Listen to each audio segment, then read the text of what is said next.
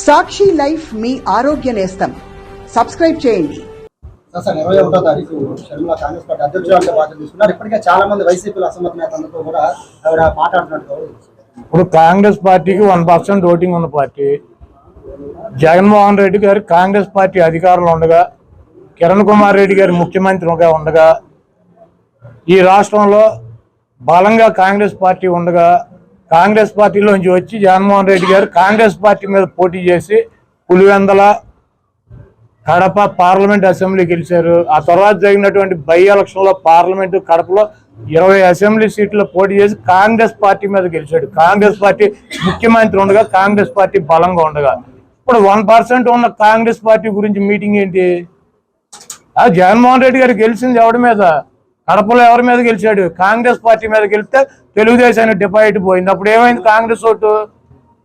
పులివెందుల్లో విజయమ్మ గారు గెలిచింది ఎవరి మీద? కాంగ్రెస్ మీద గెలిచారు. ఎవరి మీద గెలిచింది ఆవిడ? వివేకానంద రెడ్డి గారి మీద గెలిచింది.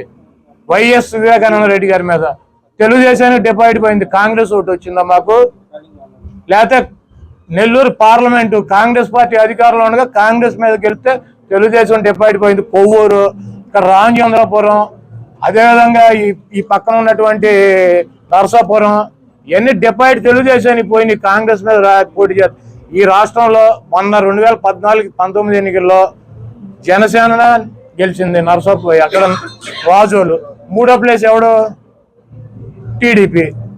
నరసాపురంలో 2వ ప్లేస్లోకి జనసేన వస్తే టీడీపీ 3వ ప్లేస్. భీమవరం, గాజువాకలో పవన్ కళ్యాణ్ 2వ ప్లేస్కి వస్తే 3వ ప్లేస్ డిపాజిట్. ఈ రాష్ట్రంలో ఏ పార్టీ పుట్టినది, కాంగ్రెస్ కావచ్చు, బీజేపీ కావచ్చు, జనసేన కావచ్చు, ఏ పార్టీ అయినా బలంగా ఫైట్ ఎత్తే 3వ ప్లేస్లోకి వెళ్ళే ముష్టిగాడు చంద్రబాబు.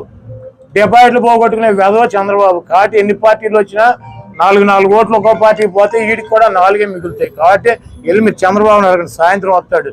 బాబు కాంగ్రెస్ పార్టీకి అధ్యక్షురాలు మారారు, మనం 3లో ఉంటామా 2లో ఉంటామా, డిపాజిట్లు పోతాయని వెళ్ళి ఆయన అడగండి.